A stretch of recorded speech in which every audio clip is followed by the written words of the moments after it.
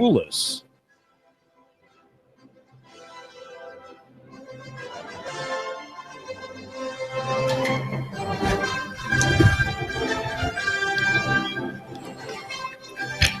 The last resort that President Obama will leave us is local economy and the free market. In his effort to restrict the exchange, the commerce, the trafficking, the trading of weapons, personal defense weapons, and military-style weapons, he proposes enforcing more strictly and redefining some of the words in existing statutes that require sellers to obtain background checks and to submit the sale to, or the transaction to, the federal government.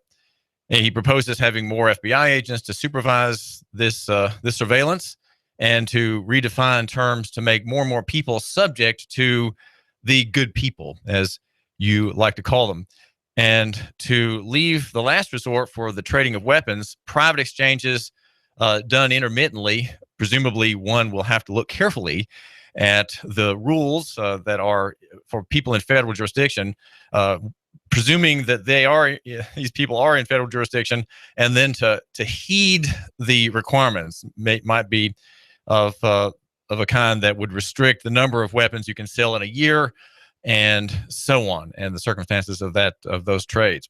These are transactions, of course, that are outside federal jurisdiction. They do not take place in federal jurisdiction at all.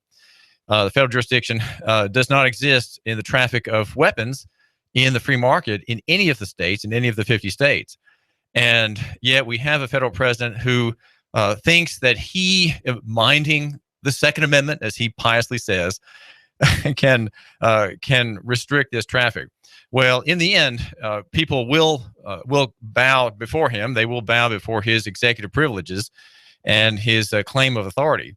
And they will do what the rules say, simply to avoid the harassment, the danger of a prosecution. Now, of course, the feds have very limited power to prosecute, but what they do is to select one or two or three people and make examples of them, and thereby terrorize everybody else into compliance with rules that are effectively lawless and outside of their authority. But that's what they do. They bluff. They make a demonstration of power and authority and say, well, this is now the control on the trafficking of rifles and pistols, and you violate these, you're gonna spend some time in prison. And who is a reasonable man, as a common obedient sort of man like you or me, who would not comply, right? We comply with rules that are lawless simply out of fear. And the fear is building. There is growing fear across the American landscape. And we have to find the pressure relief valve, because there's not going to be any coming out of Washington or New York or the national press. The national press, even some of these conservative or libertarian or even right-wing websites, they're not going to give much relief. There's going to be, if you follow the news, there's going to be in your mind a rising sense that we've got to do something and we have to take steps, and we are at a breaking point, and so on. There's a pressure cooker effect, and the government, we should say the state, the national state, which is different from government. Okay, government is the entities in the Constitution that are created by statute and the Constitution. The state is that faceless corporation behind it, and some actors, such as President Obama, he's in both of them, right? He is in government and he is in the state. The state is, you could say, a kind of religious corporation that is always right, whose prerogatives are untouchable, and by virtue of having been written either in a statute or regulation, they are virtue enshrined. They are holiness, if you will, in law, on paper, and in the structure of society, pressing downwards out of Washington and compelling everyone to obey, to line up and comply. That's the state's, the idea of the state that we have as a kind of deity who judges us and who constantly judges us, and we are humiliated by it, and we are repentant and sorrowful, and of course we're no longer free. We can't say no, right? We can't say no, and thereby we affirm our slavery. And are we a democracy? Well, some people, even some very fine writers whom I enjoy reading, say we are a democracy. And one of them in an essay the other day laments the loss of democracy. He says that it's being hollowed out. The democracy of the American Republic is being hollowed out and filled with authoritarianism. Is there a relief? Is there a way of getting out from under this burden of the mind? I mean, I must say, having involved myself with litigation with the state, and seeing that states are very much like the federal power, and that there's this sense of terror. There is this sense of terror that the machinery can create. We think the state represents us. We think we have representatives to the state by election in the House and the Senate, and in judgeships, for example. And we think somehow that we have a say. We have Boyd Patterson running for criminal court judge. We think we have a say by electing Boyd Patterson, for example, or Judge Greenholz, who was assigned the job by the governor. But really, if we want to think about it, we don't. And as we make that realization, what happens in my mind, and maybe in yours, my listeners, is that there's a growing pressure. There's a pressure on the brain, sort of.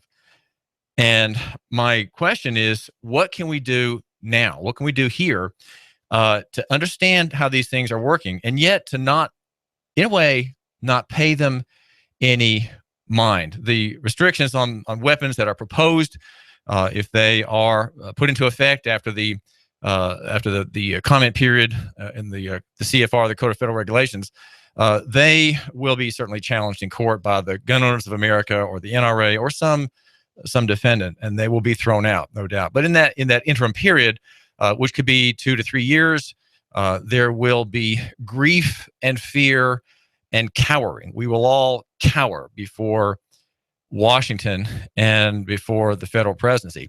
And you think, well, Donald Trump, if he's elected, he'll make things different. Well, no, it doesn't work like that. Every chief executive uses the powers, the lawless powers carved out from the people by his predecessor. So Obama has carved out large areas of activity, right, of regulation, of supervision in the American economy. His successor in the White House will do the same thing, even if it's Marco Rubio, or Ted Cruz, Donald Trump, they will do the same thing. They will not retreat from a power that has been exercised by executive fiat and not challenged or ineffectively challenged. They'll use that, and they'll do it for some good, right? They'll use it. It will be there for them, a tool in the tool chest, right? It'll always be there. It will never go away.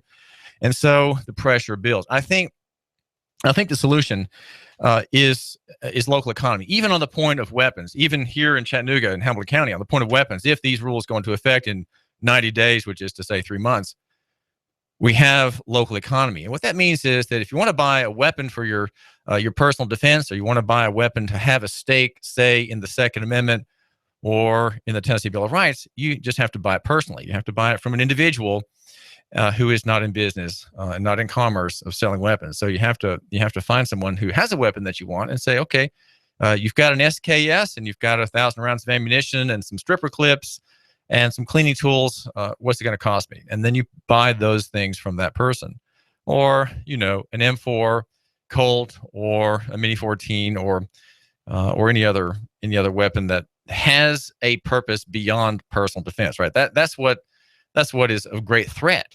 That the fact that you, my listener, own weapons, you are a threat to the national power. And here in the last bit of President Obama's term, the great effort to extinguish, if he could, by fiat, by executive fiat, your means of defending your personal property, and ultimately your means of defending your liberty. And that's why the Second Amendment is enshrined as a militia right. It is the provision for the militia, which is to say the unorganized militia and the organized militia, starting at the state and county level, and involving itself supervision by the governor in times of crisis and tumult. Right, that's when the governor can call the militia, the Tennessee Defense Force, the Tennessee Militia, and the unorganized militia into action. That's what he has the authority to do that And I believe his steps have to be ratified by the General Assembly. But that is why we have a Second Amendment in the federal papers, right? In our federal papers, our federal charter, we have that provision. But it also is personal. It's a personal right, narrowly recognized in the most recent Supreme Court rulings. But it is primarily a social right, a right of the people individually in the aggregate, right? You, my listener, and all the people like you in your town, in your part of the city, or if you are from a faraway place, in your neck of the woods. I do appreciate your just tuning into our station here, AM 1240 Hot News Talk Radio. We are the talkingest station, the hottest station in Chattanooga. And I'm the editor of the #7 media platform in Chattanooga. That's to say Nooganomics.com, the website for the man who matters. Not very popular, okay? It's not a popular website. And that is to say Nooganomics.com. And it's not popular because it appeals and applies only to the man who matters. Doesn't apply to anybody else. No one else needs to care about it or even think about it. Don't bother going there. Don't go there, okay? But the man who matters does go there. And there are insightful essays that are telling of our situation, analyses of things as they are now.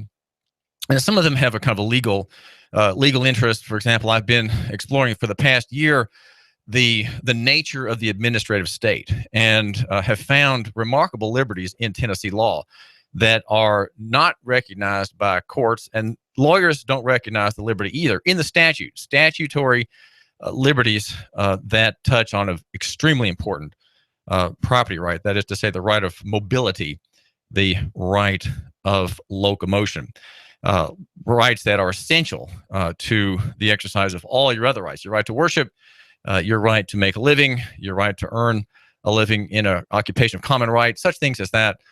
These are enabled by the right of mobility. So only the reader who goes to Nooganomics.com knows what that means and knows this. There's an important case here in Tennessee that touches on that question.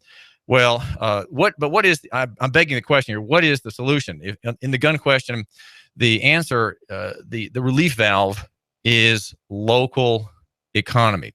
And also, I would say part of that is provision of yourself, thinking ahead and not being among the unwary whom are not aware of disaster coming and do not get out of its way. So to get out of its way, you, my listener, need to make steps, right? You need to make steps now. Make steps now in the direction of liquidity. That is to say, partly in the financial sense and in the financial sector, selling national and investing local, and gaining liquidity in dollars or gold and silver or other liquid assets. Land is not a liquid asset. That is not what I'm talking about. I would not suggest that as an investment at all, especially if the transactions are in the Federal Reserve currency or the digital equivalent. I'd say that that's not a good deal. But investing in yourself is a good deal, and obtaining liquidity so that you might be mobile financially. That's part of the readiness. But here in this question about the right to bear arms, I would say that yes, there are perils ahead. So you need to have your stock now, so you don't need to buy anything in the future.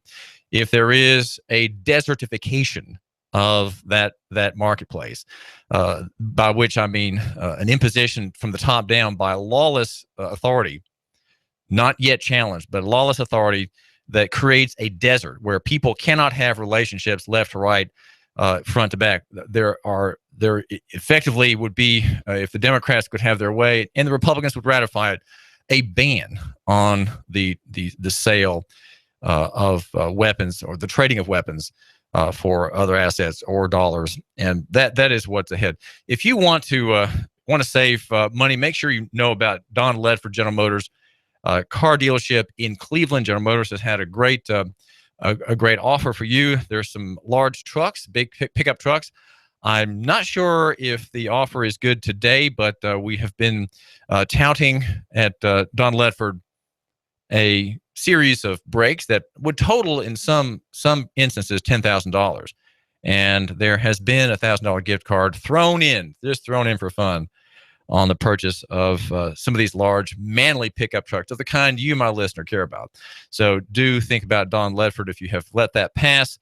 and are looking for bargains ahead. Let the salesman at Dunlap know that you are the listener, right? You are the man who listens to David Tulis and Colin Cowherd, right? Colin Cowherd, the sports guy, here only, or here at AM 1240 Hot News Talk Radio only. He's not anywhere else, and neither is Sean Hannity, nor Russell, the kid who handles our binary program, and many other good things we have here in the way of news. We're the CBS radio news station, and Fox and NFL and NASCAR, all right here at the station for the man who matters. We think that near is better than far, that small is better than big, and simple is better than complex. And in the footnotes, the good people are arguing back at us. They're saying, no. Corporate is better than personal. And no, you're wrong. Abstract is better than physical. But you have the answer to that. You know better, right? You, my listener, you're not fooled for a minute by the blandishments, the endearments of the good people who want you to be constantly in debt, constantly shopping national, constantly patronizing the Walmart. I was in yesterday, the new Walmart marketplace in Hickson by the Big Lots, and it's a huge store. When you come in, you think it's just this little family grocery. Somehow it's got this little narrow entrance, this cozy entrance, and yet you go in and suddenly it balloons out. It's somewhat like Whole Foods or another national chain with a strong emphasis in organic. That's the impression you get when you walk into this Walmart marketplace. So you just keep shopping at Walmart and supporting national economy and exporting profit. Export the profit from Chattanooga, from Hamilton County, and you'll be fine, right? You'll just be doing what everybody else does, and you won't have a thing to worry about. Well, my name is David Tulis. I do thank you for giving us a couple minutes of your time. Make sure you have dinner tonight at Ari's Harbor Lights Restaurant in Saudi Daisy, just on the kind of the north side of Hickson Pike. It's 9700 Hickson Pike, right there by the marina. And Ari has all kinds of great selections, Greek and Southern food. He's got an offer of dinner for two, $19.95, and you choose from 10 entrees. There's a happy hour 3 to 7 p.m. and it's open Tuesday through Sunday. That's Ari's Harbor Lights Restaurant, great little restaurant that Ari Sklevanitis runs, a man of Greek extraction, and he knows how to cook, right? He knows what is delicious. Local economy has many solutions, many arguments in favor of the kind of thing that President Obama, with his gun nexus, is going to make us consider more and more. And what we believe here is that we believe in kind of a democratic ideals. Every man should be in law enforcement, right? Not just the experts, not just the gang in blue, but every man should be concerned about public safety, concerned about public order. And if there's a mass shooting, well, the man who listens to this station is not going to be one of those running away from the melee. No, he's going to be with his hand on his pistol butt, and he'll have taken the thing out and he'll have wrapped it in his Chattanooga Times-Free Press, which he took with him when he went into the mall. And he's running toward the sound. Some evil thing is happening. The thing which the Chattanooga Police Department and the Sheriff's Department have feared and dreaded is happening. And the man who listens to this show is not fleeing with everybody else. He saying prayers to God for mercy and for protection is running toward it. He believes in the democratic ideals, right? Every man defends every other innocent man. And we don't wait for the experts to come especially when life is in jeopardy. Wendell Berry, in a great little essay called Conserving Communities, came out, and it's 20 years old or so. And I like what I like about him is that he describes what a Christian social order brings, one where you find in practice the doctrine, which in the Catholic Church is called subsidiarity, where local problems are solved locally, and there's not a top-down system. Of course, in the Roman Catholic world, there is a top-down system because you have a pope, And you have reflected in that structure in the church, in the house of God, you have that reflected in the state. So in Catholic countries, you tend to have very high people at the top in the way of dictators and bosses, right? You have the generalissimos at the top, but nonetheless, the idea of subsidiarity is decentralization and local economy. Wendell Berry asks, why do we need to have Republicans and Democrats? What difference is there, say, between liberals and conservatives? And he says that there really isn't any. I'm wondering, should we have a local economy party? What would a local economy party say? Its planks would be wonderfully non-legislative. And partly because the things that local economy desires, that you desire in local economy, cannot be brought about by any senator or representative or any governor. And this is David Tulis, and I've got some things I want you to hear. Very, very local economy notices. Hang on.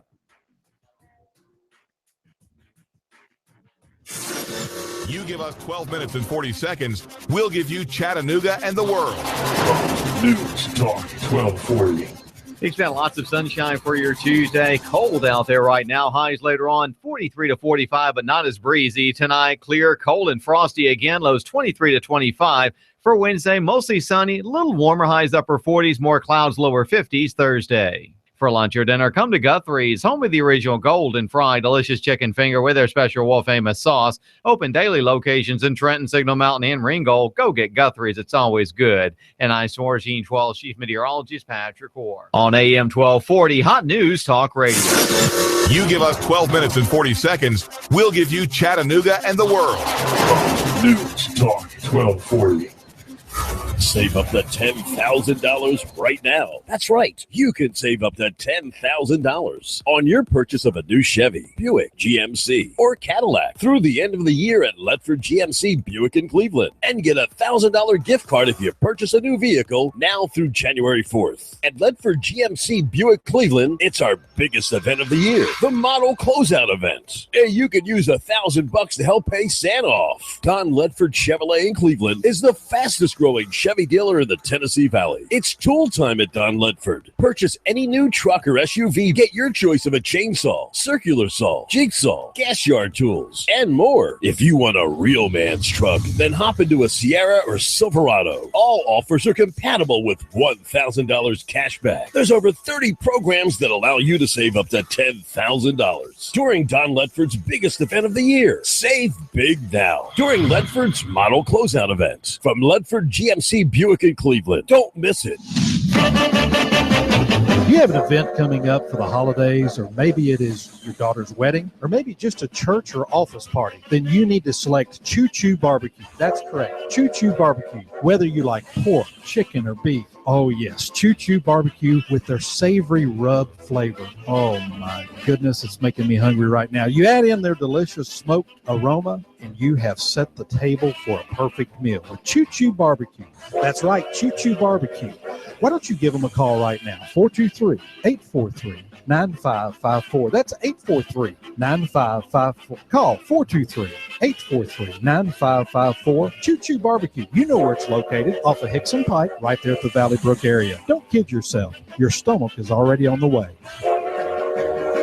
While politicians debate climate change and taking our guns, they leave America vulnerable to disaster. You need to act now to keep your family safe and prepared. Do you have an emergency plan? Do you have long-term storage food? Do you have the skills and mindset to survive a disaster? If not, what are you waiting for? Call P5 Preparedness right now, 423-602-2175. Do you honestly think the government is going to help you? If you do, you are wrong, dead wrong.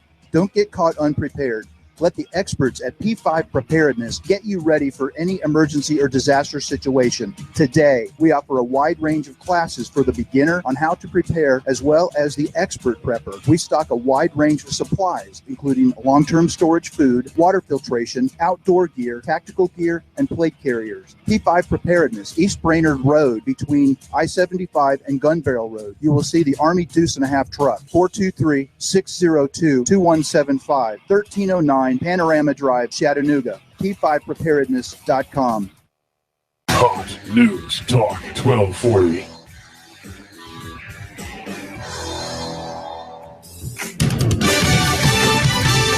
Fox News Radio, I'm Lillian Wu. President Obama says he has the authority to take executive action on guns as he tries to make more gun sales subject to background checks. The president's executive orders are almost certain to ignite a legal fight as Republicans say his actions are an executive overreach and unconstitutional. Fox Radio's John Decker.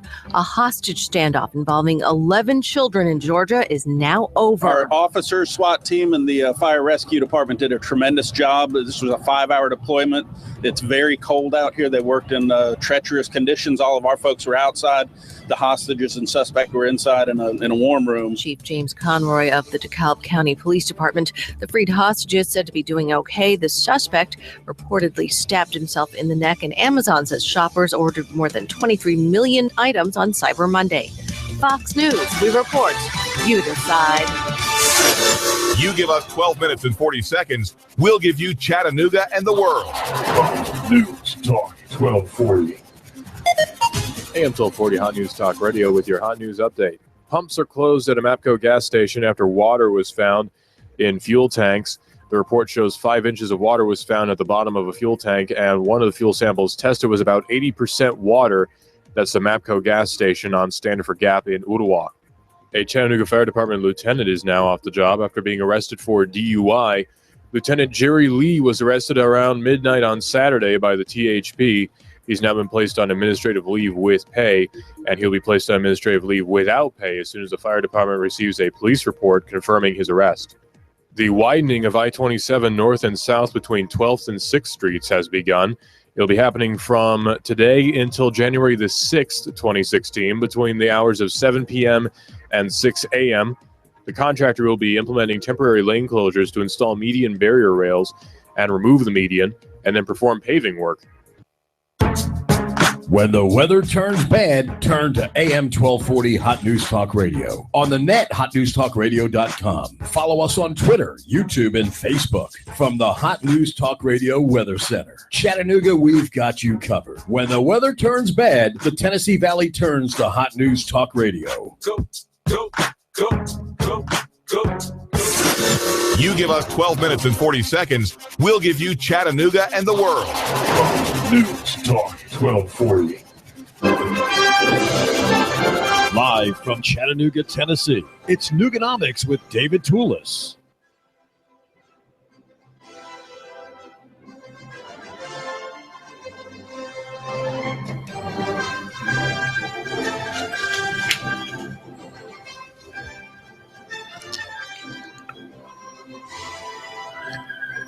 People of Christian conviction need to not be afraid of having their day in court.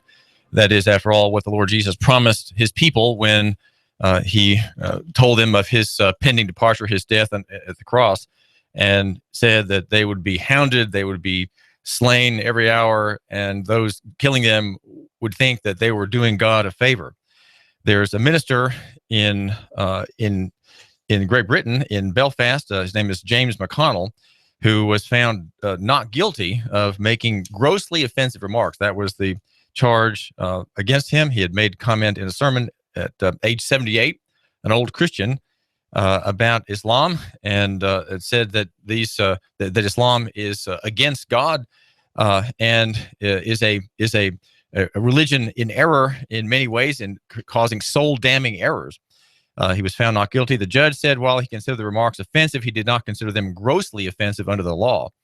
And he spoke outside the court, according to this is the BBC, and he said that his only regret was that people turned his comments to suggest that he somehow had something against Muslims, that he was out to hurt them. He said, there was no way I was out to hurt them. I wouldn't hurt a hair on their head. But what I am against is their theology and what they believe in. You see, theology matters because theology, the greatest of the sciences, of course, is the science of God, the study of God. There is no science above it. He said he would do it again, but would be conscious that he was hurting innocent Muslims.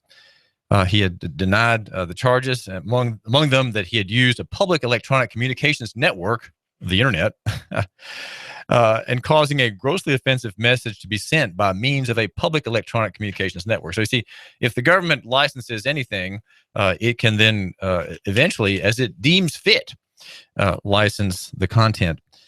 of it as well. During the trial, he said that he still believed that what he had preached and did not go into church to provoke anyone. His words were not, his lawyer said, a slip of the tongue. No, they were intentional.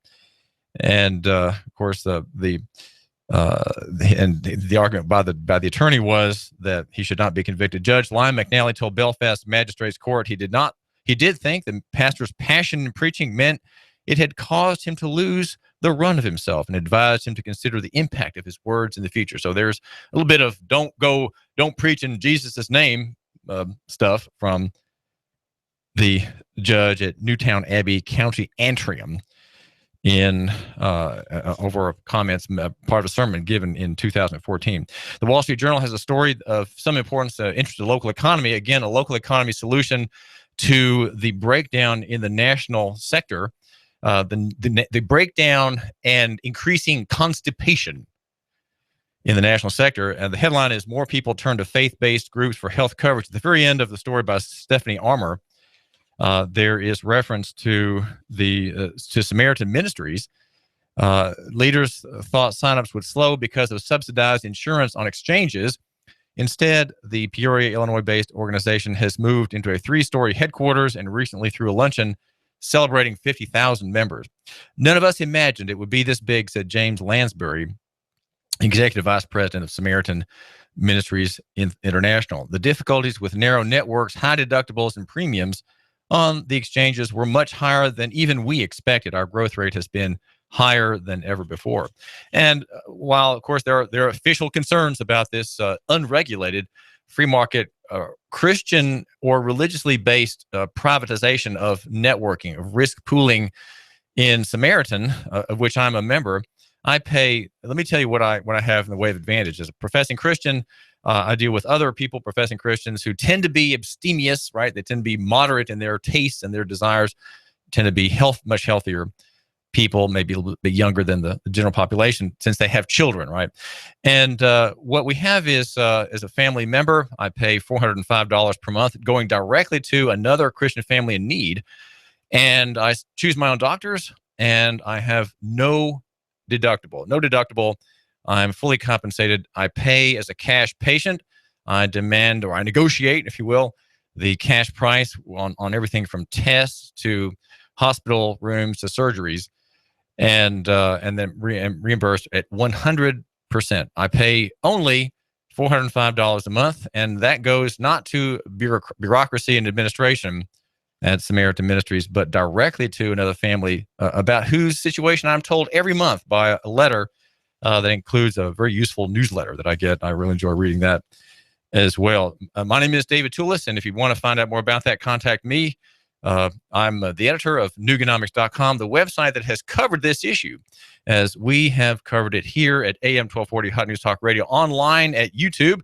We are live on YouTube at the Hot News Talk Radio channel, and on your smartphone through the TuneIn Radio app. That's a free app, and you can stream us on your smart device here at AM 1240 Hot News Talk Radio, where we argue that you should love your neighbor and buy local. Samaritan Ministries and faith-based cost-sharing ministries are indeed local economy. And there's no reason that we can't eventually have here in Chattanooga one based on affinity of local people, right? With a geocentric argument and model. It takes some administration, of course. It would take an administrator, but there is one extant already. There are several.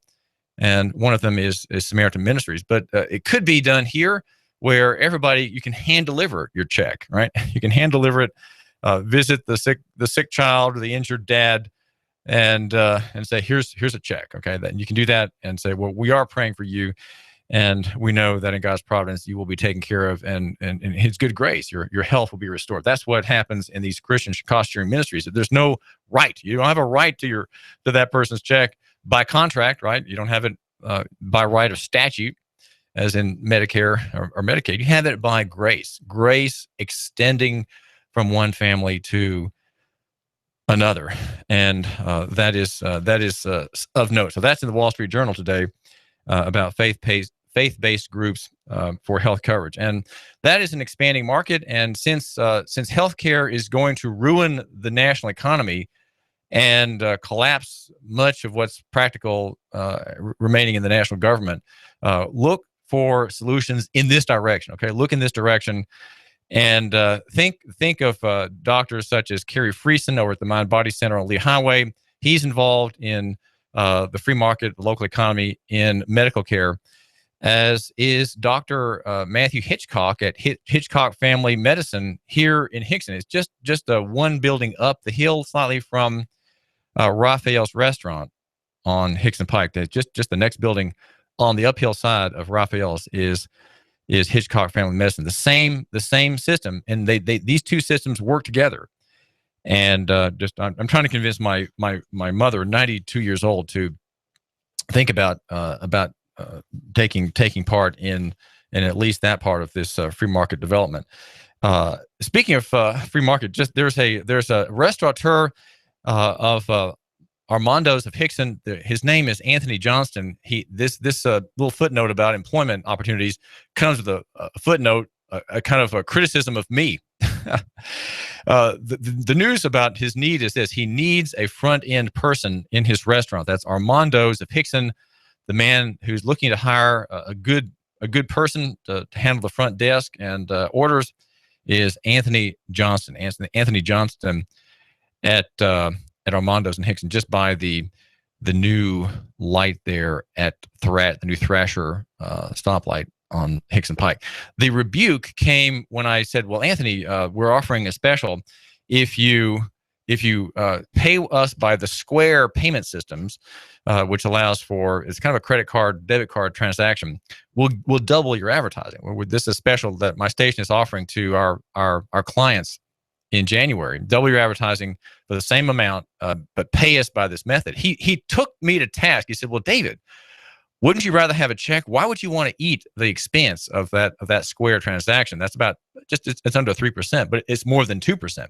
Why would you want to do that? Why would you agree to that?" And I said, I was chastened. I said, "Well, we just want to offer a benefit." And so he said, "Well, wouldn't cash be fine, or wouldn't a check be fine?" It would.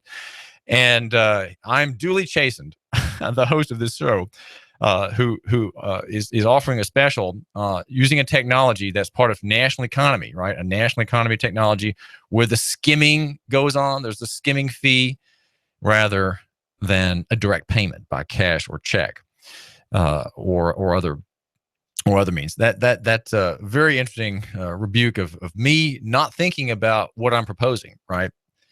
So Anthony Johnson does need someone to run his front end. If you know my listener, if you know someone who could help him out, he doesn't want new business because he's got this need of a staffer, of a worker. So obviously he's holding off on his advertising for just a little while because he doesn't want more business. Advertising does bring more business. Okay, just keep that in mind.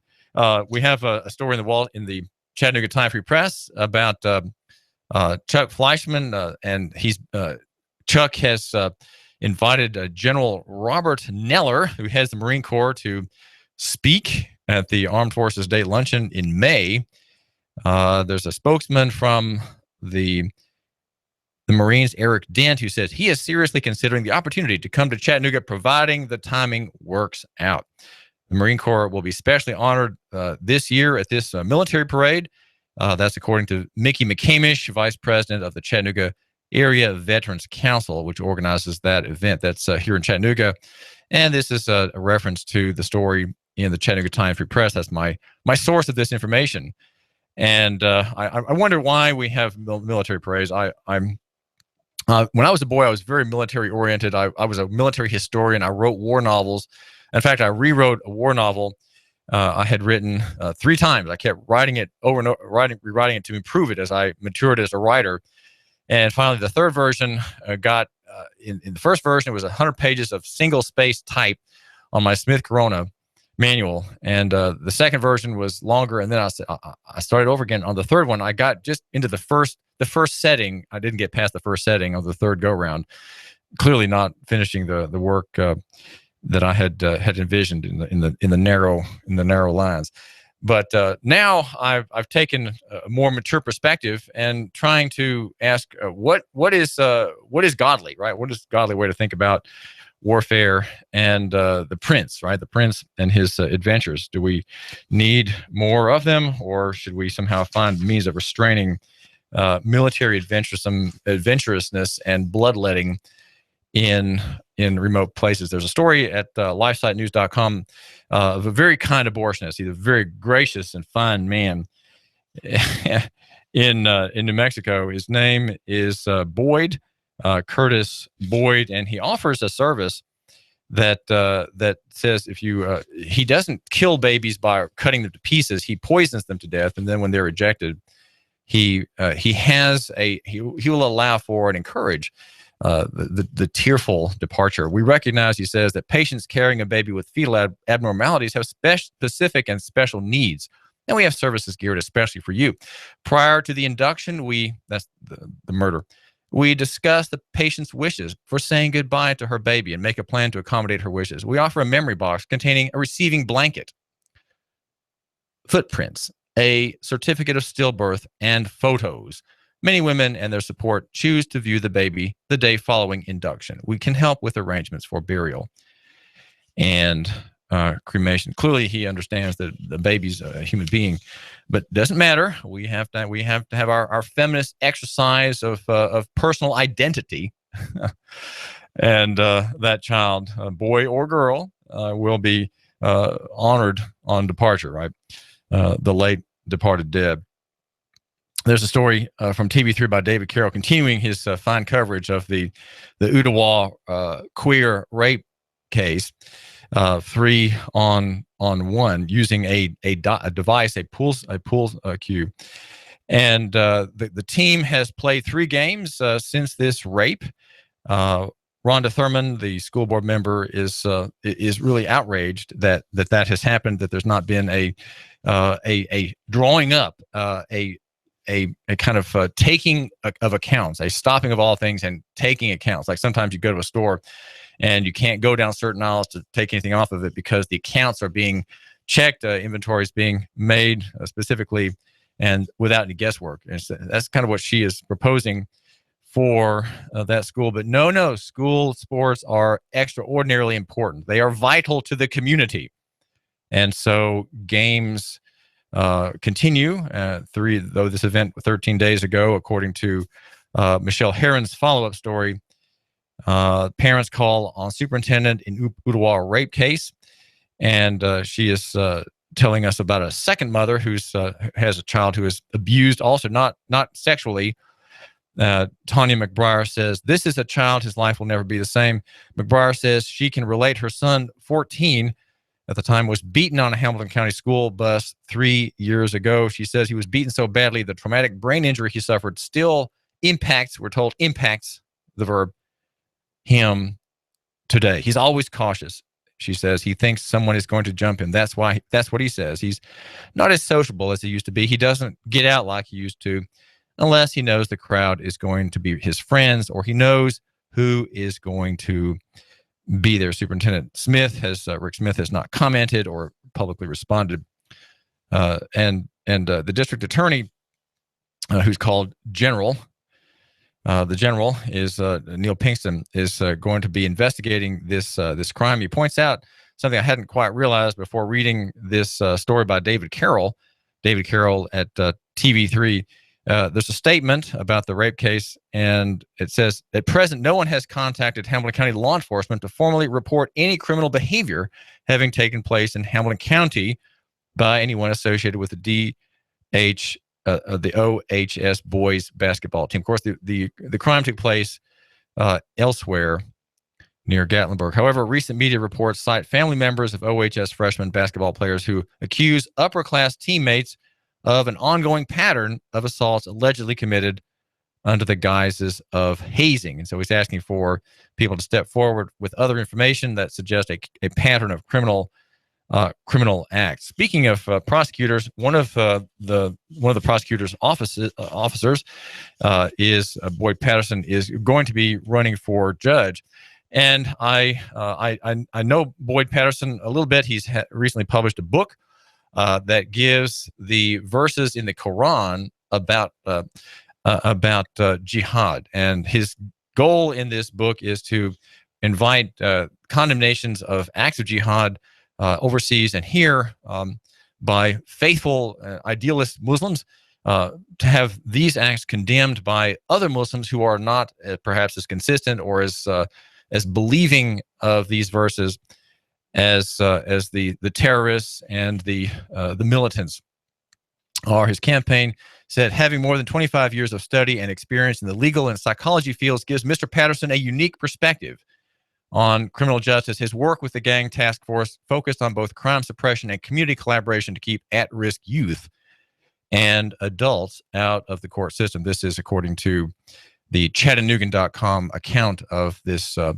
man joining the race. Boyd's extensive criminal trial experience, scholarly legal publications, and years of public service, according to Jay Hudson, the treasurer of his campaign, make him uniquely qualified to continue serving the residents of Hamilton County. Well, maybe so, and we certainly want to see what happens there in that race, and maybe we should have these candidates here in the studio. I haven't figured that out yet, whether that's worth your time. I don't know that it is, but it might be. If I have one, I will probably want to make all of them available to you, my listener. Let me know what you think about that. Send me an email or contact me through Nooganomics.com if that's worth your time. Ask yourself, is that worth my time to hear about these criminal court judge candidates? Now, the question I have is, would a judge who's prosecuted his whole life be a good judge, or would it be better if the judge were a defender of defendants, right? People accused by accusers. The modern state is always the accusing state. Everything that it seems to be doing is accusation. It is now the party who's making the complaint. It's not acting as representative of the people anymore. It is the offended party, right? We don't have cases styled the people of Tennessee versus John Doe. No, it's always the state of Tennessee versus John Doe. The state is offended.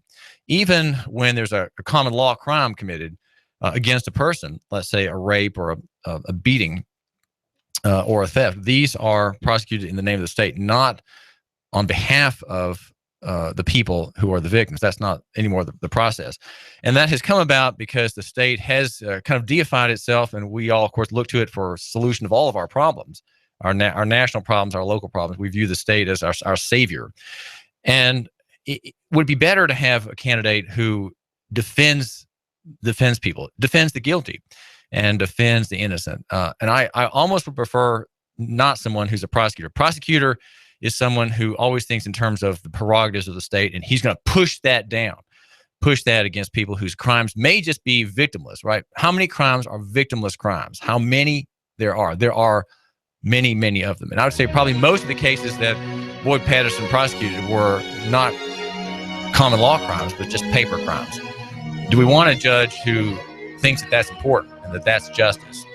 I don't think that's justice. This is David Tulis.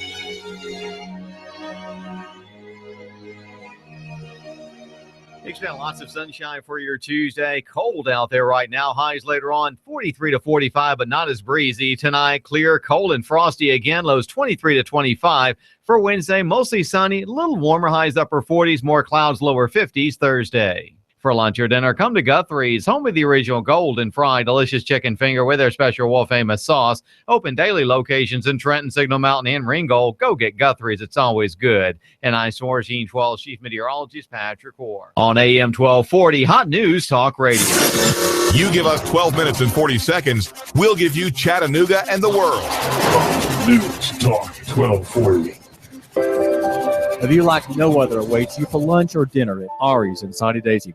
Ari's Harbor Light is the restaurant over the glittering waters of Lake Chickamauga, there at the marina. It serves you a quiet dinner for two, a solitary glass after a day of toil, a delicious family feast, pleasing even the pickiest 8-year-old niece. Come today. Ari's Harbor Lights restaurant lays a generous smorgasbord of seafood, Greek specialties, Italian pasta. Try Ari's at 11 for lunch. Ari's, 9700 Hickson Pike, Sunny Daisy, 843-2800. Open Tuesday through Sunday. A great place for a holiday party. Happy hour, 3 to 7. Ari's. Don't be a victim. Arm yourself today at Carter Shooting Supply and Indoor Range, offering the finest selection of personal firearms and ammo, especially the hard-to-find ammunition. You know the police can't protect you. They show up after the crime is committed. The ability to protect yourself, your family, and when called upon, your nation is enshrined in the United States Constitution. Shop the largest selection of shooting supplies on their online store. CarterShootingSupply.com. Carter Shooting Supply and Indoor Range. The largest and cheapest selection in Chattanooga. 6210 Highway 58, Harrison. Call 344-1099. That's 344-1099. Keep your family safe by buying them a certificate for Carter Shooting Supply Tennessee Handgun Permit Class. And stop by today to consult one of their qualified experts. They'll fit you perfectly to the firearm that meets your needs. Call 344-1099. You'll always find the widest selection of new and used firearms at Carter Shooting Supply and Indoor Range. 6210 Highway 58, Harrison. Call 344-1099. I love my Flex loan from Advance Financial. I needed cash, I needed it fast, and I didn't want to get a payday loan. My Flex loan from Advance Financial is not a payday loan. It's a line of credit. I only pay for the cash I need, and I only pay for the time that I need it. There's no lump sum payment. My Advance Financial Flex loan is an open line of credit, and I can get cash anytime I need it. Visit one of our 24/7 locations and get the cash you need today. Advance Financial. Welcome. Cell Surgeon, an affordable quick fix for your smartphone and tablet in Northgate Mall next to Old Chicago Pizza. We do the best quality work. We have the best customer service, the most competitive prices around. Cell Surgeon, a painless operation to fix your sick device. Well, if you have a cheap charger or something that's not really designed for your phone, it can mess with your battery. It can actually fry your phone. So you need to make sure you have a quality product that's going to be designed for your phone. Cell Surgeon, your smartphone doctor's in the house at the Northgate Mall next to Old Chicago Pizza. You charge it in the morning and, by noon, it's at, 50% under normal use. That means your battery's pretty much dead. And once you've reached that point, it starts to deteriorate. Cell Surgeon, call 423-668-0100 or go to cellphonerepairchattanooga.com. We do free estimates. If your phone's not working properly, bring it in when we're happy to take a look at it and diagnose it and see what we think is wrong with it at no charge. Most phone repairs can be done in 30 minutes or less. Cell Surgeon, an affordable quick fix for your smartphone and tablet in Northgate Mall next to Old Chicago Pizza. Don't take it in the bathroom. Don't ever put it in your back pocket. And don't charge your phone while you're sleeping. Cell Surgeon, an affordable quick fix for your smartphone and tablet in Northgate Mall next to Old Chicago Pizza. Call 423-668-0100 or go to cellphonerepairchattanooga.com. That's cellphonerepairchattanooga.com. Cell Surgeon, your smart device doctor is in the house. I'm the type of guy that likes a big breakfast, a couple of eggs, bacon, and some gravy and biscuits. I get that at Wimpy's. I know they have specials at lunch every day. That includes a big meat and three menu. At night, I want some good comfort food. Maybe some smoked brisket, pulled barbecue, or ribs. They've got that too. Wimpy's the type of place where you can go in and have a good conversation, catch up what's going on in Saudi Daisy, and have some great food. That's why I go to Wimpy's. You know where it's at, on Dayton Boulevard, right across from City Hall. That's Wimpy's. Give them a call, 423-332-6201. Did you hear me? It's 332-6201. Wimpy's. They're even on Facebook at Wimpy's. I know your mouth is watering just like mine, so let's go to Wimpy's. Hot News Talk 1240. I'm blowing everything up. We're starting off. I'm doing a new show. I want guys who push it to the middle of the table and go over the top. Take a risk, fail miserably. I'm right, and I'm not wrong, and I'll never back down. Conflict works. Allow it. It's The Herd with Colin Cowherd. Right here and everywhere. Noon Eastern. You give us 12 minutes and 40 seconds, we'll give you Chattanooga and the world. Hot News Talk 1240. Hard! Get back there, you dang Yankee! Great horny toads, I'm up north. Gotta burn my boots, they touched Yankee soil. Lay down your arms and step forward, Yankee! What's the hassle, Schmassel? My orders from General Lee is to hold the Macy-Dixie line, and no Yankees are crossing it. You give us 12 minutes and 40 seconds, we'll give you Chattanooga and the world. News Talk 1240.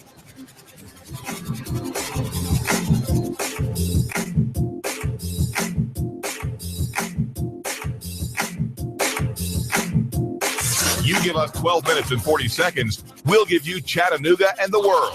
WSDT Sunny Daisy, Chattanooga. CBS News, I'm Frank Sedapani. A new battle over gun control is taking shape, and President Obama is ready to take his best shot.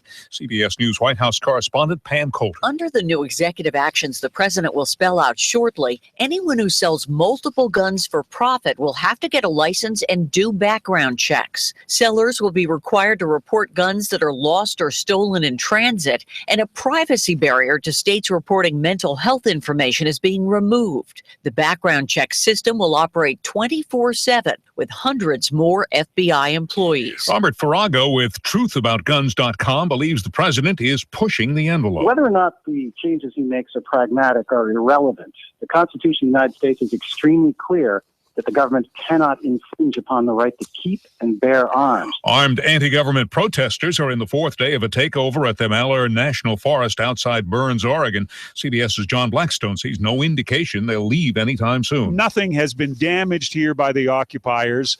There's no sign of any trouble, no sign of an armed encampment, really, no defenses built up, and law enforcement is nowhere to be seen around here.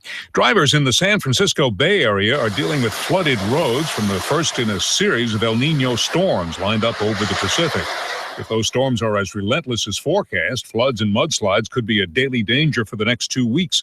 In the Los Angeles suburb of Glendora, Eric Irby is watching and waiting. I just bought a new residence, so I'm preparing. I'm not sure what's going to happen at my home, so I just want to prepare myself. Floodwaters are receding in much of Missouri, but officials say dozens of roads are still closed. CBS's Jim Krasula has a snapshot from the other side of the Mississippi River in Thebes, Illinois. I'm looking at homes in this town of 500 that I'm told have never been underwater before. Old-timers here in southern Illinois say they've never seen the Mississippi River so high. One old man wearing hip waders told me, when you live along the river, it will eventually get you. And it has. Turkish authorities have found the bodies of 21 migrants at 2 locations along the Aegean coast. They were on a boat apparently that had capsized on the way to Greece. 3 of the dead were children.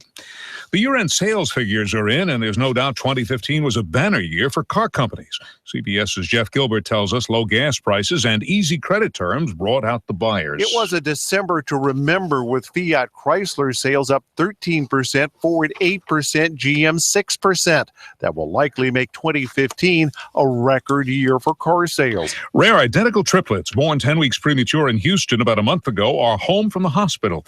New mother Stephanie Harris hopes she'll be able to tell them apart. We got anklet bracelets, and we're going to color coordinate them, and hopefully they don't get mixed up.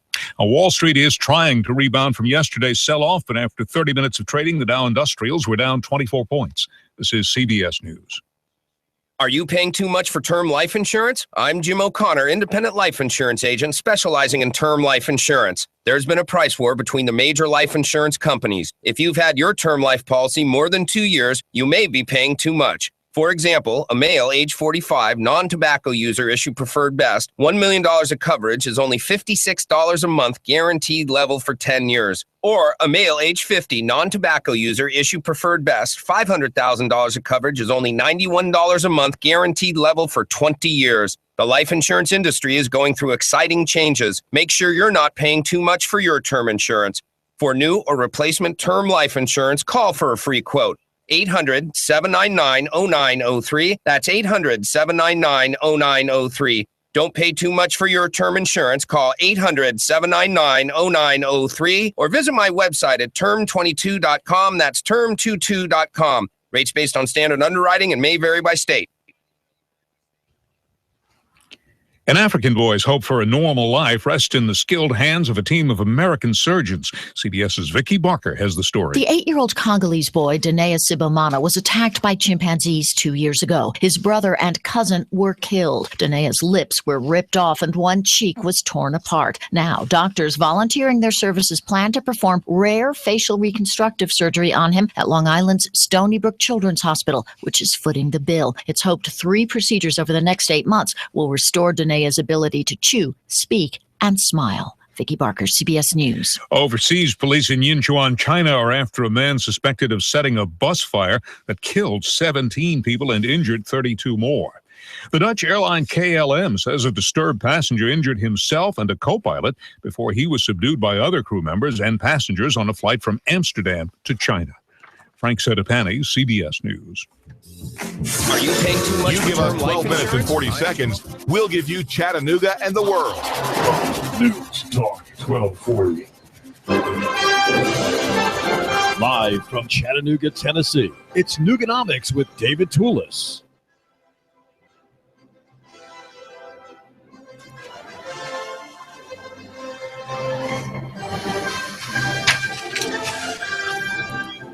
We offer local economy in the free market, and especially when an attack on the right of property is directed by good people locally, good people in the town hall, good people in the local branch of a regulatory agency, and whom we see maybe at the store, right? People whom we might see at the gym, who are the enforcers of the other side, making the claims of the state against a private property owner. And so it makes it really kind of difficult when it's your neighbor who is making process against you, making claims against you, against a right of property, a right of under the Constitution to buy and sell or to hold title to an asset. This is David Tulis. We're brought to you by Trade Bank of Chattanooga, the smarter way to barter and to improve your cash flow by trading among 400 local businesses in every field. Find out more about Trade Bank of Chattanooga by calling 877-2202. That's 877-2202. And make sure that you eat lunch today at Choo Choo Barbecue of Hickson, which has a great takeout service, by the way. Great takeout at Choo Choo Barbecue of Hickson, 870-7894. And you will enjoy the secret rub and the delicious barbecue smoked flavor at Choo Choo Barbecue of Hickson. The story that we want to consider now is that of Carol Gaddy and her husband Thomas, a carpenter. They are defendants they are in view of the good people, if you will, in Dunlap, Tennessee, over in the Sequatchie Valley. And Carol has been busy defending her property, trying to keep off inspectors and trying to figure out why it is that city government wants to what she understands to be taking over her land and the house in which she and Thomas have lived for some time. The crisis began in January of 2015 in what she believes is a hidden agenda, and there is an interest to remove her and her husband and family members as they come to visit from this property. Well, Carol, tell us what is being said about you? What are the claims made against you and your ownership of this house in Dunlap, Tennessee? Well, the last week of January, the mayor came down at dark down the driveway and demanded that we stop working on our home, which we have been restoring this beautiful historic property for 18 years. And he demanded that we stop working on it and tear it down. And my husband asked him, did it have anything to do with another permit? And he said, no, we're not going to permit. I deem this house unlivable. And of course, at that point, I was insulted and angry. And I told Dwayne Land that I deem most of his trailers he rents in Sequatchie County unlivable. Why didn't he go tear those down? What was the basis of this claim that your house is unlivable? Was the work being done, the improvements being done on your house without permits, or what was the ostensible claim? Carol Gaddy? Oh no, we have permits that date back to every authority that we're supposed to permit under. Sequatchie Valley Electric Cooperative, the inspector signed an affidavit, which we put in with our answer. It is a totally trumped up claim by the mayor and whoever is backing him. We understand a fella in Chattanooga named Chad Reese with Southeast Tennessee Development is involved in this because he contacted our county appraiser, who also is backing our defense by signing an affidavit stating that we have met all local standard, code, FEMA regulation, which we have. We're experienced builders, David. Now, tell us about the accusations made against you and the forum. These charges are being aired and already in part have been aired in Chancery Court.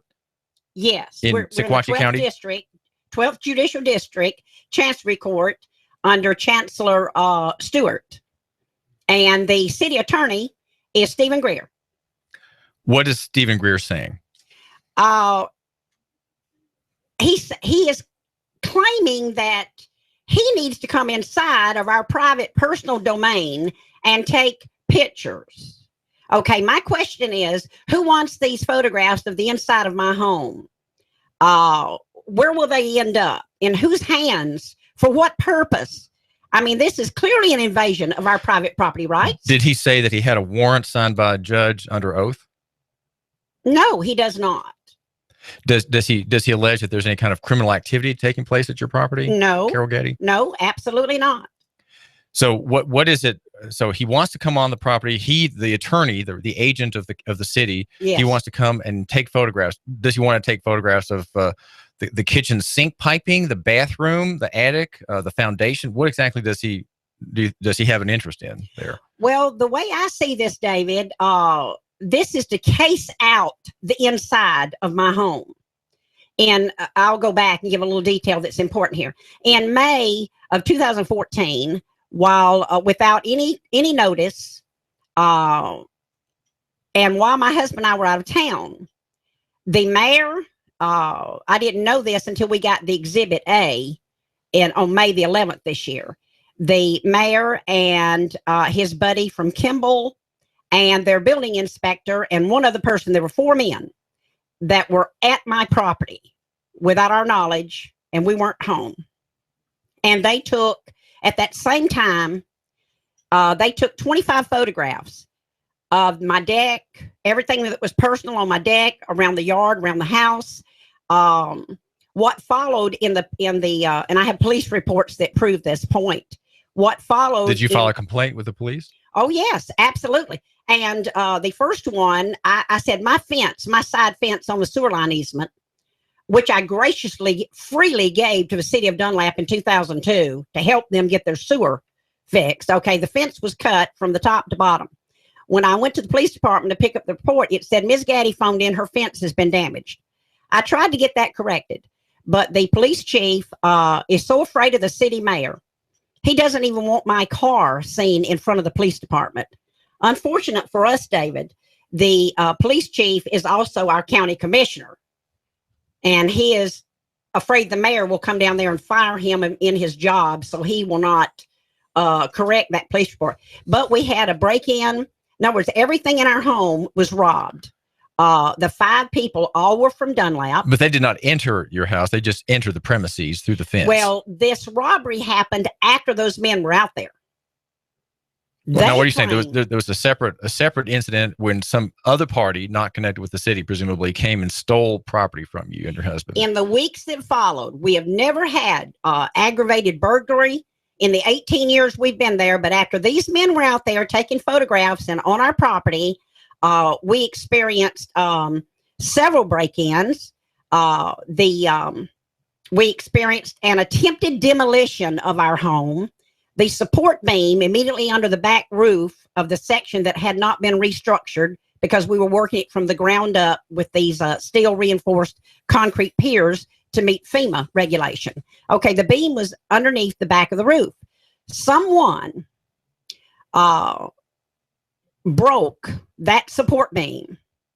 After that roof came down, that's when these men had their photographs. This is what they've got photographs of. Well, look at the back of this house. It's all fallen in. So at the same time, our 9,000-pound Wren winch, bolted to the back bed of our pickup truck behind the house, was stolen. And whether it was one person or a number of people, we have no idea because we weren't in town.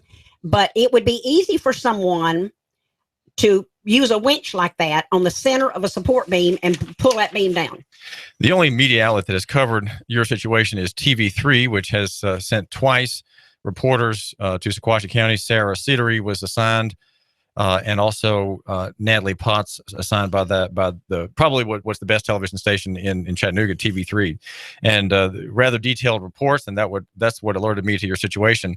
The stories quote the town attorney named Steve Greer as saying things such as this: there are myriad issues in this case. That's one of them.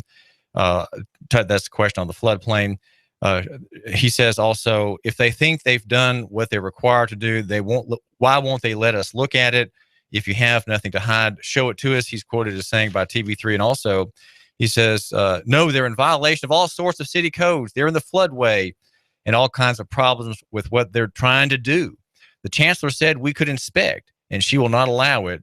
We will let him deal with that. So that last sentence, I think, touches on the contempt. Is there a contempt order against you, Carol Gaddy, and your husband, Thomas? Yes, the city attorney is asking the judge. We don't know what's going to happen the next time we walk in that courtroom. He is asking the judge to get our attention by incarceration. And the city attorney seems to be very anxious to do my husband and I as much harm as possible. They're doing us great financial harm since May of this year in this restraining order that would not allow us to finish the work on the outside of our roof, putting the metal on. We have on the phone, we have on the other mic here, we have Thomas Gaddy. Thomas, are you something of a slacker when it comes to building? And do you have any kind of help that's slackerly as well, helping you on this house, or are you somehow, would you say, qualified in the world of construction? Yes, my son is qualified. He's took the exam for the state of Tennessee, and he's passed it. And it's like small industrial and home and construction. That's your son Kelly. Kelly. Yeah. Now, what is your background, Thomas? My background is actually an electrician, and I have a license to be an electrician. State of Tennessee. And state of Tennessee, and I'm also a construction worker. Yeah, we built homes since 1982. We built homes as a family orientation. So you're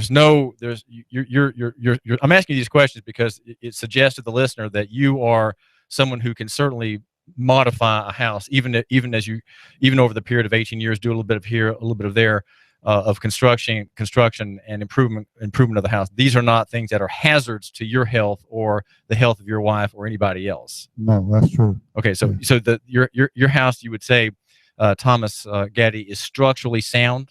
Exactly, it is. Okay, Yes. it's not, nothing is about to fall on my listener. Let's say if my listener comes to visit you for a coffee, right? There's not a beam won't fall on his head. No. Okay. It won't whatsoever. We've over built this house. We used I-joist. It's on 16-inch centers, which is overrated really for that. It could have been on 24-inch centers, but it's on 16-inch centers. So every time we build something, we overbuild it. Well, say something about the floodplain. I don't quite understand why FEMA regulations had to be met, as Carol Gaddy is telling my listener. What does FEMA have to do with it? What does the creek nearby have to do with your property? Is there a danger of flooding? What's the story? Well, actually, 3/4 of the town of Dunlap is in the FEMA flood zone. So part of our house is out of the flood zone, part of it is. But we did a survey, a transit survey, is showing that the creek, our house is 8 foot above the creek level. So that thing has to rise up 8 foot before it touches our house. Does that happen very often? No, only like in 2003. That's when the big flood came. We've had here lately about 3, 4, 5 days of rain, and it didn't come up to the bottom of our house. So well, we're out of the floodplain zone really, because we got a house built on concrete, steel reinforced pillars. It's up off the ground, so it ain't got no problem with flooding. So we're hearing, this is David Tulis. We're talking with Carol Gaddy, and you just have been hearing her husband Thomas, who's a carpenter and an electrician, and sorry, this couple in Dunlap, Tennessee, has been resisting claims filed against them in court now in Chancery Court of Sequatchie County to remove them from the land. But the steps, though, are not that initially. They are to have an inspection. There is a desire to have an inspection against this couple, and the work that Mr. Gaddy and Carol Gaddy have done to improve this house. It's a very old house, and they've lived there at least 18 years, and they've been dithering about making repairs as they go and improving it. And so, Carol, tell me, let my listener have the best understanding that he can get from you of what are the claims. What is the substantive claim being made about your ownership of this land? Are there just doubts, or is there something substantial that evokes the police power? The police power, of course, is evoked when there's a public interest in the area of health, safety, or morals. That's when police power can be exercised. What is the substance of this accusation against you? Well, the only claim, of course, as I said, David, the city has no actual basis for this lawsuit whatsoever. It is a totally frivolous lawsuit, totally designed to promote their own hidden agenda in stealing a valuable piece of private property, which we have owned for 18 years. One reason, the length of time in this restoration of this beautiful historic home, we did not want to get a mortgage from the bank. We wanted to have it paid for by the time we retired. We are senior citizens, and we wanted this house to be paid for, and it is paid for, free and clear. So this is a house that does not have is not under a mortgage or a mortgage insurance contract. That's right. We're our own liability, and the city did get a grant from the governor for a greenway that goes on the other side of the creek. I saw the engineering. I've got a copy of the grant. I read it, and it in no way is supposed to encroach across that creek onto our property. So why Dwayne Lamb, the mayor, and his buddy in Chattanooga, Chad Reese, are attempting to, spend so much of my neighbors' tax dollars to sue us. See, the home, David, is grandfathered. And that means, because it's been there 150 years, and that means the home secures the land. And since this recent threat of going to jail, contempt of court, my husband and I also showed them a federal common law lien, writ of attachment, that we put in our title back on June 1st. After our first time in court, when the city got their restraining order on May the 12th, we decided, okay, when we saw how the action went in court, the judge only listens to the city attorney and does what he wants. Well, say something about your background, Carol. You have, how many children do you have? What kind of work you've done in your long life and career? What is your background? Well, my husband and I were married in 1965. We have two sons. As he mentioned, our eldest son is the one that holds the passed Tennessee written exam for contractors, the big test, the one that includes commercial and small industrial. We have been in the building business. We were approved by the federal HUD program in 1986. It stated that Gaddy family builders were qualified to certify their own plans and specifications. And what that meant is we were building so many homes for a bank-owned development in Georgia. And of course, Tennessee does not have this program at this time. It was through the Atlanta Regional Office, and it speeded up the construction to do away with over half of the FHA inspections. And that was the purpose of going through this program and this paperwork. Well, now let me ask you, you're talking about some work here. Are you saying that you've worked in the family business? Were you like the bookkeeper of the Gaddy family construction business? Well, I mean, my personal career, your job? My personal career was real estate for 25 years. And I held a broker's license in both Tennessee and Georgia. And my last office location was on number 19 Rankin Avenue in Dunlap. And that was in 1996. And that's when I decided to retire my license. And of course, I have also worked in construction with my husband and my son. And I would like to say, David, that no one else has done any work to this home except the three of us. Every board, every LVL beam. There are 10 LVL beams. I believe my husband mentioned that we What does LVL mean? That is a pre-engineered beam when you're spanning space that takes the place nowadays of what used to be the angle iron that would support open spaced areas, because we wanted to put a great room and we wanted to save the front wall of the house and for the historical benefit of it. This is David Tulis. If you need to have a lunch out of town, you need to go to Wimpy's in Saudi Days. Wimpy's is a little restaurant right across from Town Hall. At Wimpy's, at the great table, the men with their hats and their overalls and their somewhat grimy fingers settle the affairs of the town. That's at Wimpy's restaurant, the gathering place. There's a side lot meat broiler that's often smoking away with the best barbecue that you can eat. There's a basic meat and three menu coming out of the kitchen. And, of course, meat and eggs at dawn, omelets, and the like. Great coffee. Wimpy's is a place to go out of your way to visit. If you're a German here helping Volkswagen in its distress, find out what the Americans do when they eat American, when they eat Southern.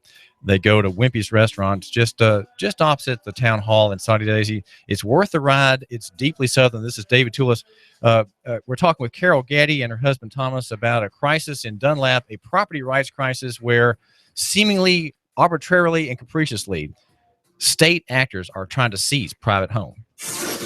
You give us 12 minutes and 40 seconds, we'll give you Chattanooga and the world. News Talk 1240. Expect lots of sunshine for your Tuesday. Cold out there right now. Highs later on 43 to 45, but not as breezy. Tonight, clear, cold, and frosty again. Lows 23 to 25. For Wednesday, mostly sunny, a little warmer. Highs upper 40s, more clouds, lower 50s Thursday. For lunch or dinner, come to Guthrie's, home of the original golden fried delicious chicken finger with their special world-famous sauce. Open daily locations in Trenton, Signal Mountain, and Ringgold. Go get Guthrie's. It's always good. And I'm 1412 Chief Meteorologist Patrick Orr. On AM 1240, Hot News Talk Radio. You give us 12 minutes and 40 seconds, we'll give you Chattanooga and the world. News Talk 1240.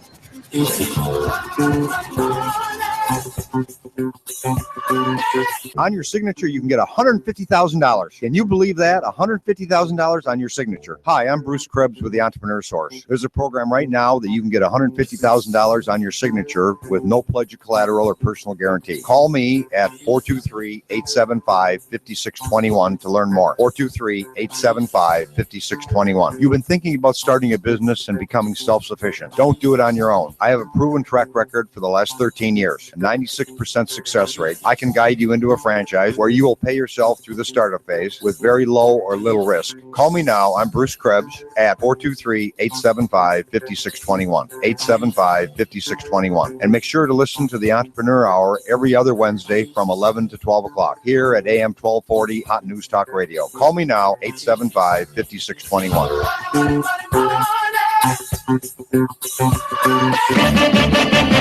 If you have an event coming up for the holidays, or maybe it is your daughter's wedding, or maybe just a church or office party, then you need to select Choo Choo Barbecue. That's correct. Choo Choo Barbecue. Whether you like pork, chicken, or beef. Oh, yes. Choo Choo Barbecue with their savory rub flavor. Oh, my goodness. It's making me hungry right now. You add in their delicious smoked aroma, and you have set the table for a perfect meal with Choo Choo Barbecue. That's right, Choo Choo Barbecue. Why don't you give them a call right now? 423-843-9554. That's 843-9554. Call 423-843-9554. Choo Choo Barbecue. You know where it's located, off of Hickson Pike, right there at the Valley Brook area. Don't kid yourself. Your stomach is already on the way. While politicians debate climate change and taking our guns, they leave America vulnerable to disaster. You need to act now to keep your family safe and prepared. Do you have an emergency plan? Do you have long-term storage food? Do you have the skills and mindset to survive a disaster? If not, what are you waiting for? Call P5 Preparedness right now, 423-602-2175. Do you honestly think the government is going to help you? If you do, you are wrong, dead wrong. Don't get caught unprepared.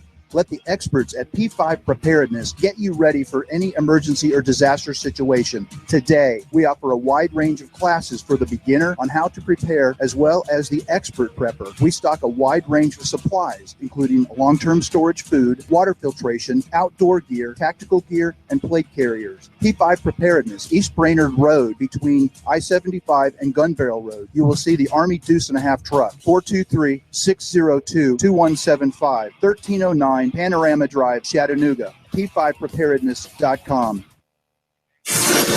You give us 12 minutes and 40 seconds, we'll give you Chattanooga and the world. News Talk 1240.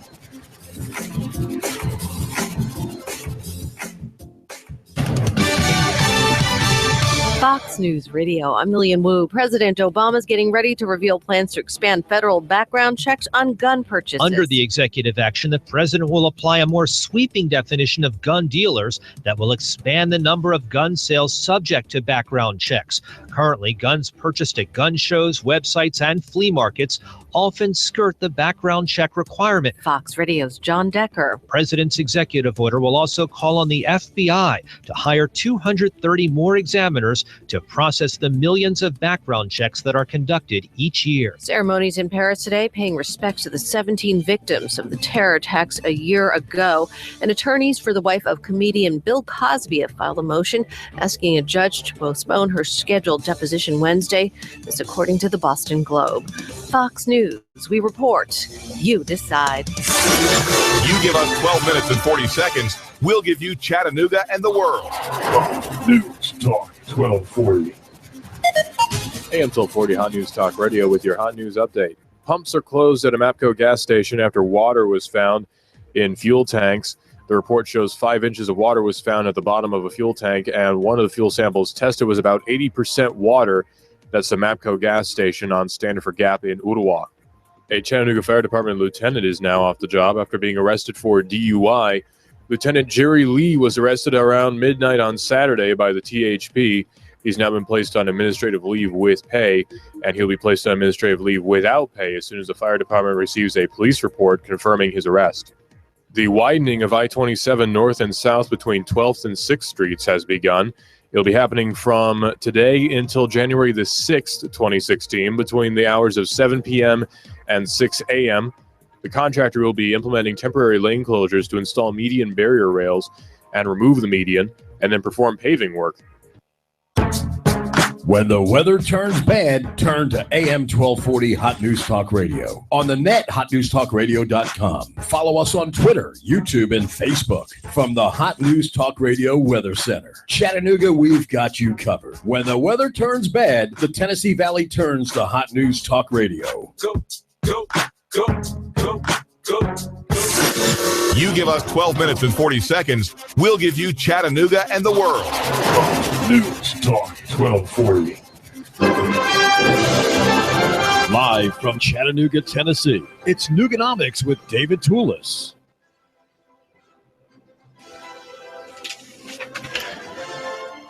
One of my favorite writers is Charles Hugh Smith, and he believes in democracy. He believes there is such a thing as democracy. And in a very fine essay at his website of 2minus.com, he says the formal machinery of democracy generates tax statutes, but in actual practice, super wealthy individuals and entities are laws unto themselves.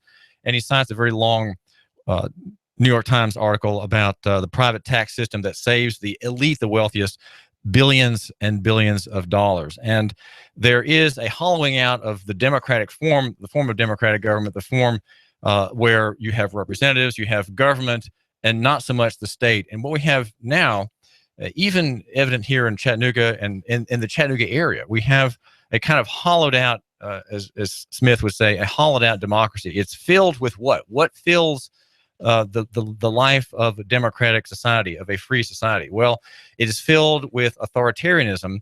And what we have to understand is a kind of arbitrary and capricious way among the high actors in the modern state, even down to county government. And sometimes county governments can be more vicious, more persistent, more dogged, more intelligent, since they have local feet on the ground, than state actors who come in from afar, who zoom in from the capital and take a stab at you and your business. There's a great book that came out in 1944, The Road to Serfdom, by Friedrich Hayek, and he has a chapter that talks about why the worst get to the top.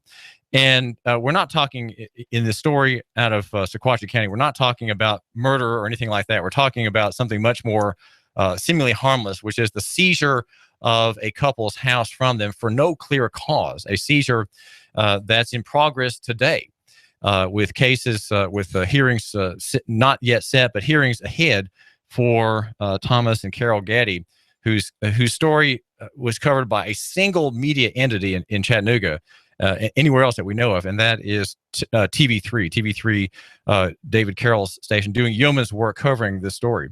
But Hayek says that explains how it is that the worst rise to the top, and it happens not just in national government. It doesn't, not just in the IRS or the FBI or secret agencies or police departments, even in county governments. He says, but for a while, the mass of citizens of the totalitarian state, it is often unselfish devotion to an ideal, although one that is repellent to us, which makes them approve and even perform such deeds. This cannot be pleaded for those who guide its policy. To be a useful assistant in the running of a totalitarian state, it is not enough that a man should be prepared to accept specious justification for vile deeds.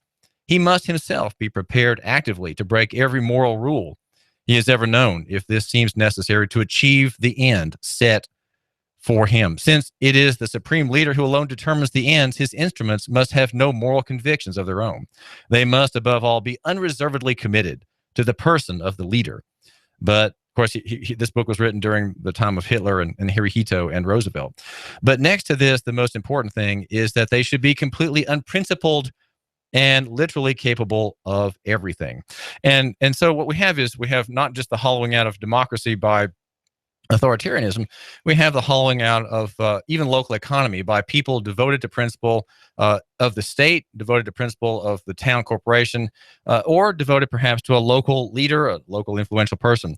And we have here in the studio Carol Gaddy of Dunlap, Tennessee, and she is struggling to maintain the right of ownership of an old house that's 160 years old that she and her husband on what was 103 Main Street. Now the address is 1271 Main Street. They're trying to maintain possession of this property and to keep off nosy inspections without a warrant, inspections which pretend that they are incompetent people who are living in a house about to fall down on them or other. It's not really clear what the agenda is, but there is a machinery in process against this couple. Carol, what is the best thing we can say about the accusations against you and your husband? What is the substance of the claim against you? What is the reason of the suspicion and the hostility against you, as best you can tell?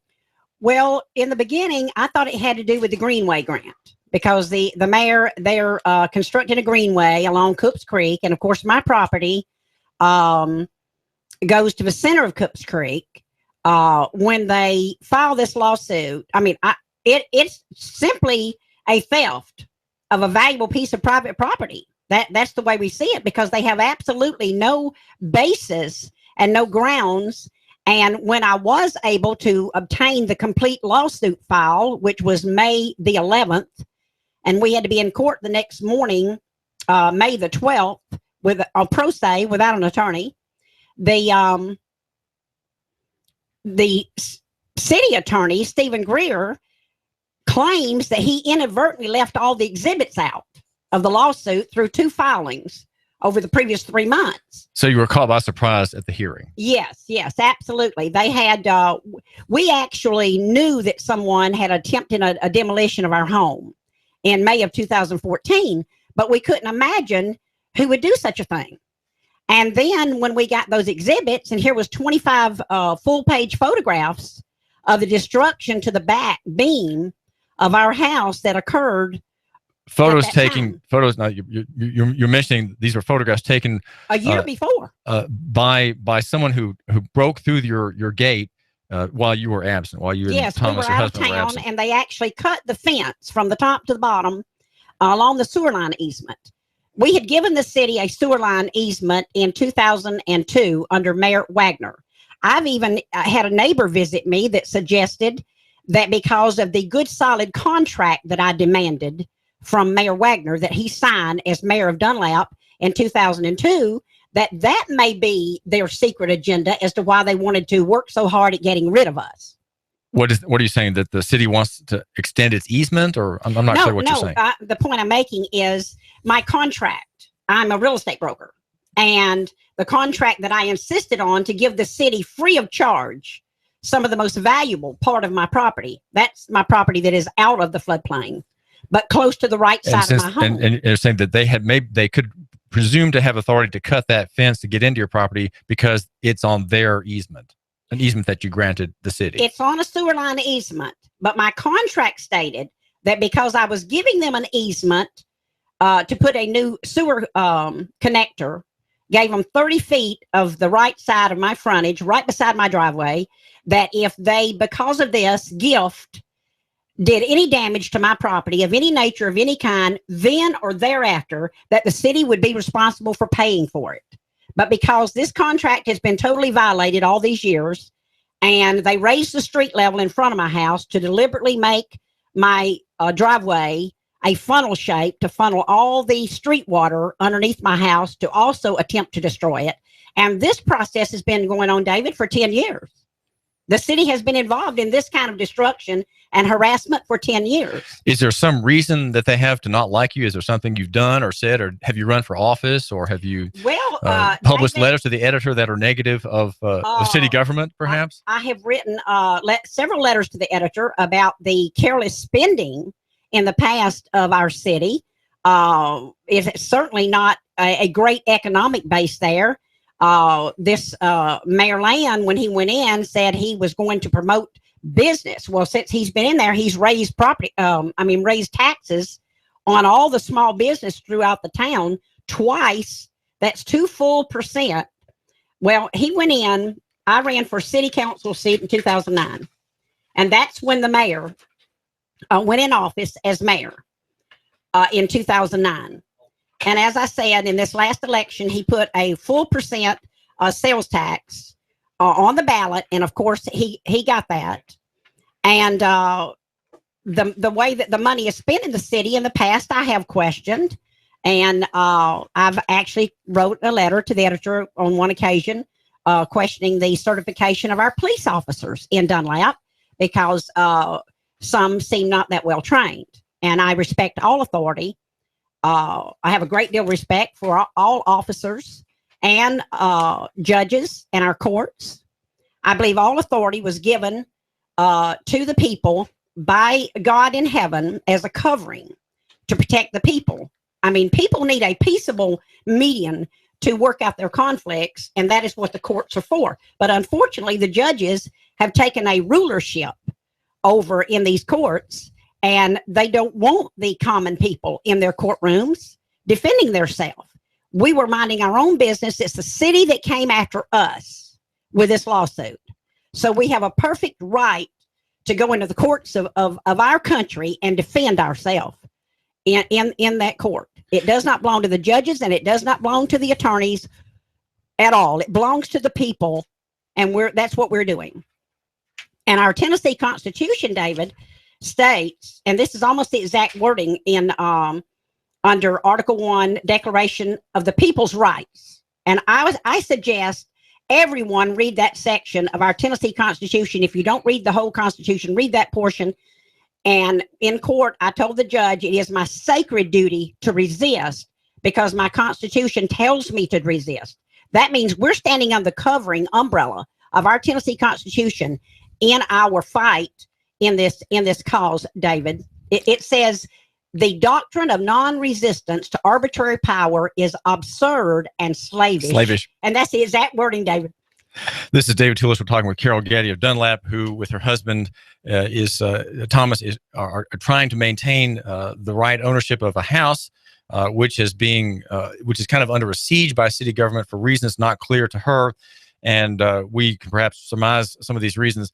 But Carol, let me tell the listener we have tried to make contact again with Steve Greer. He's an attorney in in Dunlap. We just had Russell Stroud, our news director, call his office and say, would you please come on the air to talk with us about this case. I contacted him earlier last week asking him to send me all the filings that he has made against the Gaddys so that I might present his arguments in their fullest form to you, my listener. But I've not been able to get any satisfaction by that, and our call to his office has not yielded him on the phone, so he must be a very busy man with his caseload, and so not able to come right now to chat with you, my listener. We are here at AM 1240 Hot News Talk Radio, and we cover local economy and the free market. Our suggestion is that we love our neighbor and buy local, and also that we live out our liberties as if they existed. And I think that's kind of what Carol was pointing out a moment ago is kind of an odd thing. You have the Constitution is a promise. It's a kind of a covenant between the people and their government. And it's also a promise. The promises of liberty adhere really only to those who say they have them and who live them out and who are willing to be penalized and to have distress and trouble to maintain them. Well, Carol, how come you don't have an attorney in your case? Are you and your husband poorly, can't afford an attorney, or when will you have either counsel or representation in your case? Well, David, the first time in court when we discovered that we were not going to be allowed to present our proofs at all. We've been to court 3 times this year, and we still have not been allowed, had a fair hearing and been able to present our proofs. We went and talked with a local attorney, and she wanted $5,000 on the spot and said it would cost $10,000 to get this restraining order lifted. And we thanked her for her consultation and walked out and decided to pray about it. And just as a couple under our covenant, our holy matrimony covenant under God, that God would protect us as we walk through this very dark area of our courts. And the as I said, the lawyers and the judges, I respect the court, but I wish the judges would respect the fact that when they sit on that bench, they're sitting in God's delegated earthly position and not their own, for their own amusement and their own playground. They are on the state payroll. In this case, they're on the payroll of the county, but they are established under constitutional warrant and have a representative function. So one should always hope from judges not just administering of cases, but justice. And you're saying you would like to have justice in this case. You're like the widow in the parable who keeps annoying the judge, saying, well, I have to be heard. I have to be heard. You must defend me. You must protect me. And I think we have gone so long in the era of commercial government, Carol Gaddy, that it's hard to get judges to care about justice. They care. I think they tend to care more about the state and its interest, and somehow they are on the payroll, obliquely through the county, but they somehow have forgotten to care about the bright glow of constitutional liberties, and then people before them standing in that light. You're trying to do that, and you're suggesting in your comments, Carol Gaddy, that they're not even seeing you. Somehow you're just kind of a shadow. Yes. And I would like to mention before our time is up, David, one more point. One of the exhibits, I know this is what you've asked me, what is their basis? Well, I say they have no basis, but the exhibit that they presented was City Ordinance number 88. And I received it at 4:00 in the afternoon on May the 11th and had to be in court the next morning at 9:00 on the 12th, which this is 8 pages long. And I studied this. When I read it, I had time to study this ordinance. And what I discovered, David, will surprise you. The city commissioners are violating ordinance number 88. The mayor is violating ordinance number 88. The city attorney is violating ordinance number 88. The only people I can discover that have no violations under their exhibit B, ordinance number 88, is us. Well, maybe what you can do is try to establish, Carol Gaddy, bad faith. Everything you've told my listener and me is that the city is acting in bad faith, and to establish that, you have to simply lay out by what I would suggest would be administrative notice. You make an administrative notice to all the parties, and you simply state what the rules say or the law states. You're not making an argument in this, but you're simply laying the groundwork for later when you sue for damages, possibly, that they are acting in their personal capacities. In other words, if these actors are acting under law, they have the cloak of the law, right? They're protected by the statute or the ordinance. But if they're acting personally, apart from the law, and even as you're suggesting, mentioning this 8-page ordinance 88, against the rule, then they are acting in their personal capacities. And I think that part of your argument might need to be, and this is a point for you, my listener, to consider, that when you're being harassed, ask yourself, how can you show that state actor is acting personally and not under lawful authority? In other words, he's acting under color of law without the actual law behind him. So is that... Well, I have stated in open court, David, that the Dwayne Land, the mayor of Dunlap, has a personal vendetta against me. And these men that he and they're so-called inspectors also are going to do exactly what Dwayne Land tells them to do. This is a collective effort by these men. Now, the big secret agenda here is that this other fellow who is a friend and previous development partner in business with our mayor, Dwayne Land, is Chad Reeves from Chattanooga, and he's with the Southeast Development Corporation or whatever it's called. So I don't know, if there's a further agenda there between these two men. It simply, I just see it as a lawsuit to steal a valuable piece of property. And of course, this home, as I have mentioned, the first judge of Sequatchie County built this home 150 years ago. And part of the 18-year preservation of it, David, has been because we wanted to carefully preserve as much of the structurally sound original home that the judge built while we phase in the new with all these LVL beams and I-joists to make it a livable, new, and comfortable home for our retirement years.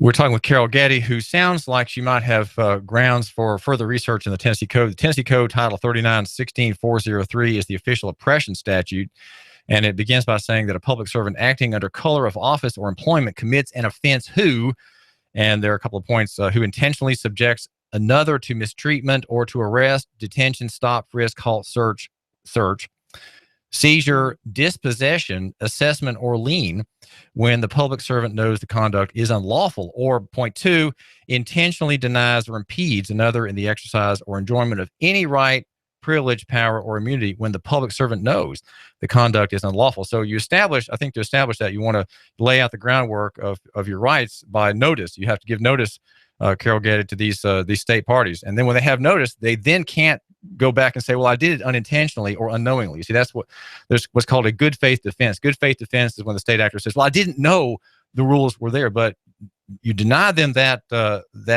good faith defense if you say, well, you were notified by registered mail of these parts of the law. Did you read that correspondence? Yes or no? Well, if they did or didn't, they did receive it, and so they're duty bound to obey the law, which is meant to protect your rights. Mm-hmm. Yes, David. These individuals, we're praying about this situation, and we're waiting now. Since I have just prepared right before Christmas, I prepared my first order of the court, asking for the dismissal of all charges. So this gives the city attorney and the mayor an opportunity to back out of this gracefully. Yes. Or if they choose to continue, then we must continue the fight. Carol Gay, thanks for joining us here at AM 1240 Hot News Talk Radio. We are talking with Carol Gaddy, and I want to make sure that you know about Superior Air Systems. If you have a need for the big orange van to come to your business or house, this company will take care of your air conditioning unit or heating unit. That's Superior Air Systems. We're also brought to you by One Stop Package. The best prices, a huge selection of liquor, wine, and beer right next to the Sunshine Market on Dayton Pike and Saudi Days. You get your bread and smokes and gas there, but then go over to the one-stop package for a deal in your liquid spirits. Lots of sunshine for your Tuesday. Cold out there right now. Highs later on 43 to 45, but not as breezy. Tonight, clear, cold, and frosty again. Lows 23 to 25. For Wednesday, mostly sunny, a little warmer. Highs upper 40s, more clouds, lower 50s Thursday. For lunch or dinner, come to Guthrie's, home of the original golden fried delicious chicken finger with their special world famous sauce. Open daily locations in Trenton, Signal Mountain, and Ringgold. Go get Guthrie's. It's always good. And I'm 1412 Chief Meteorologist Patrick Orr on AM 1240 Hot News Talk Radio. When the weather turns bad, turn to AM 1240 Hot News Talk Radio. On the net, hotnewstalkradio.com. Follow us on Twitter, YouTube, and Facebook. From the Hot News Talk Radio Weather Center. Chattanooga, we've got you covered. When the weather turns bad, the Tennessee Valley turns to Hot News Talk Radio. Go, go, go, go, go. You give us 12 minutes and 40 seconds, we'll give you Chattanooga and the world.